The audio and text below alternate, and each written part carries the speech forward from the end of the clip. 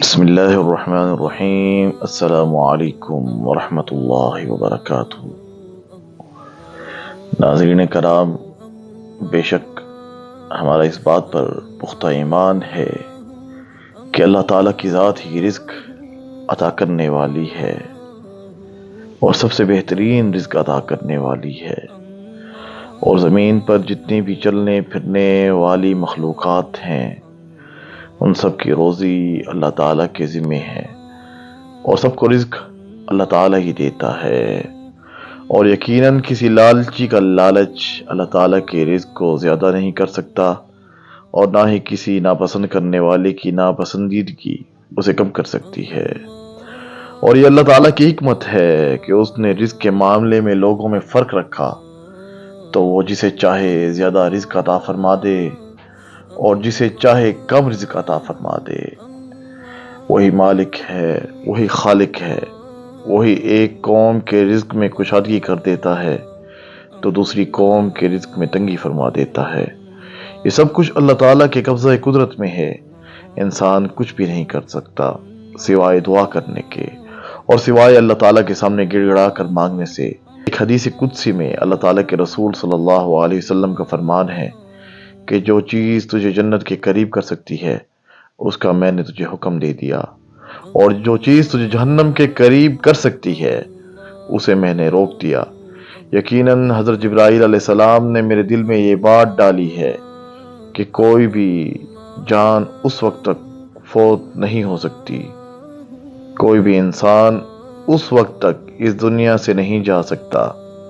جب تک وہ اپنی روزی پوری نہ کر لے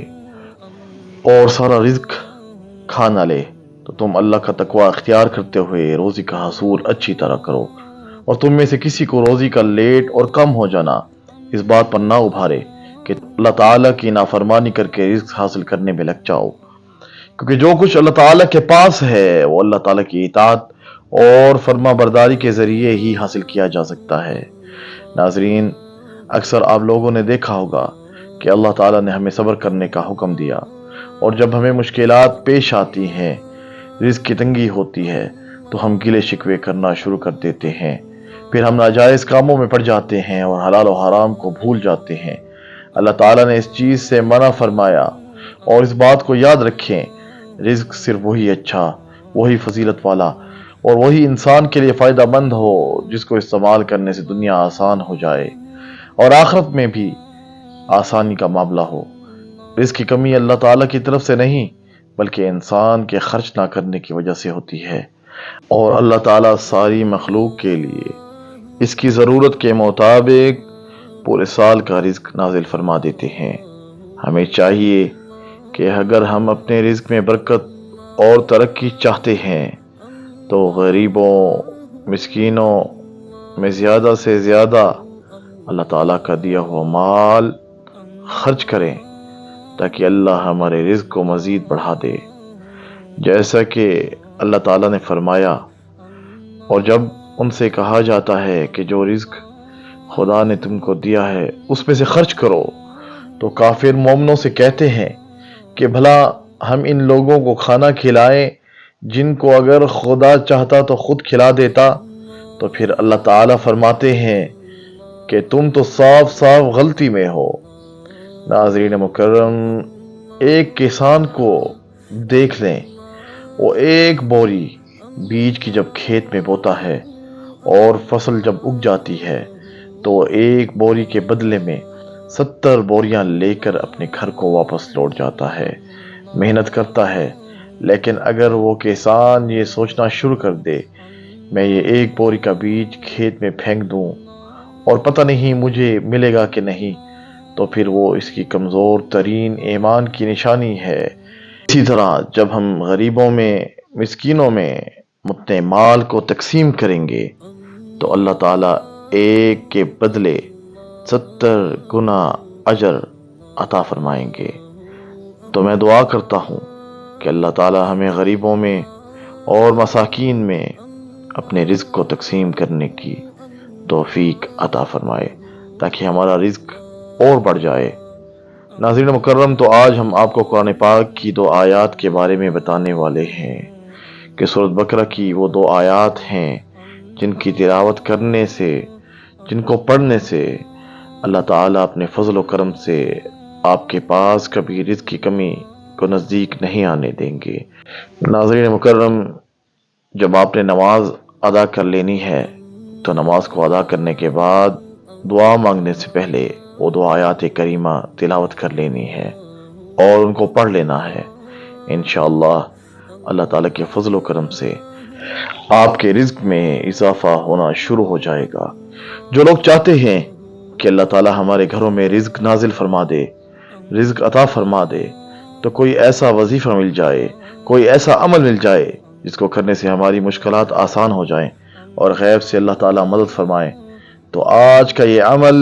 آج کا یہ وظیفہ آپ کے لیے انتہائی آسان اور فائدہ مند ثابت ہوگا۔ انشاءاللہ اس عمل کو کرنے سے فرشتے رزق لے کر غیب سے اللہ کی مدد سے آپ کے گھر پہنچیں گے اور آپ کی ساری پریشانیاں ختم ہو جائیں گی۔ اس وقت آپ کو 2 قرآنی آیات بتانے والا ہوں۔ پہلے نمبر پر سورۃ بقرہ کی آیت نمبر 60 ہے۔ آپ نے اس آیت کی تلاوت کرنی ہے اور وہ آیت یہ ہے: وَإِذِ اسْتَسْقَىٰ مُوسَىٰ لِقَوْمِهِ فَقُلْنَا اضْرِب بِّعَصَاكَ الْحَجَرَ فَانْفَجَرَتْ مِنْهُ 12 عَيْنًا قَدْ عَلِمَ كُلُّ أُنَاسٍ مَّشْرَبَهُمْ كُلُوا وَاشْرَبُوا مِن رِّزْقِ اللَّهِ وَلَا تَعْثَوْا فِي الْأَرْضِ مُفْسِدِينَ۔ اور پھر جب موسیٰ نے اپنی قوم کے لیے پانی مانگا تو ہم نے کہا کہ اپنے عصا کو پتھر پر مار، سو اس سے 12 چشمے بہہ نکلے۔ ہر قوم نے اپنا کھاٹ پہچان لیا اور اللہ کے دیے ہوئے رزق میں سے کھاؤ پیو اور زمین میں فساد مچاتے نہ پھرو۔ محترم ناظرین، دوسری آیت جو میں آپ کو بتانے والا ہوں وہ آیت یہ ہے: يا أيها الذين آمنوا أنفقوا مما رزقناكم من قبل أن يأتي يوم لا بيع فيه ولا خلة ولا شفاعة والكافرون هم الظالمون۔ اے ایمان والو، جو ہم نے تمہیں رزق دیا ہے اس میں سے خرچ کرو اس دن کے آنے سے پہلے جس میں نہ کوئی خرید و فروخت ہوگی اور نہ کوئی دوستی اور سفارش، اور کافر وہی ظالم ہے۔ محترم ناظرین، ان 2 آیات کی آپ نے ہر نماز کے بعد تلاوت کر کے پھر دعا مانگنی ہے۔ انشاءاللہ اللہ کے فضل و کرم سے رزق کی ہر طرح کی پریشانی ختم ہو جائے گی۔ واضح رہے کہ سورۃ بقرہ کی تلاوت کے لیے مخصوص ایام کا تعین نہیں ہے، لہٰذا اگر کوئی شخص روزانہ پڑھ سکے تو زیادہ باعث برکت اور عافیت ہوگا، ورنہ کم از کم 3 دن کے بعد 1 مرتبہ پڑھ لینی چاہیے، کیونکہ ایک حدیث میں ہے کہ جس گھر میں سورۃ بقرہ پڑھی جاتی ہے وہاں شیطان 3 دن تک داخل نہیں ہوتا، اور جب پڑھی جائے تو جس قدر سہولت ہو، یعنی ایک مجلس میں یا متعدد مجالس میں پڑھنا درست ہے، اور سورۃ بقرہ کا پڑھنا باعث ثواب ہے۔ اس عمل کو اپنے تمام دوستوں اور دوسرے بھائیوں کے ساتھ لازمی شیئر کریں تاکہ آپ کے ساتھ ساتھ ان کو بھی فائدہ حاصل ہو۔ اپنی دعاؤں میں یاد رکھیے گا۔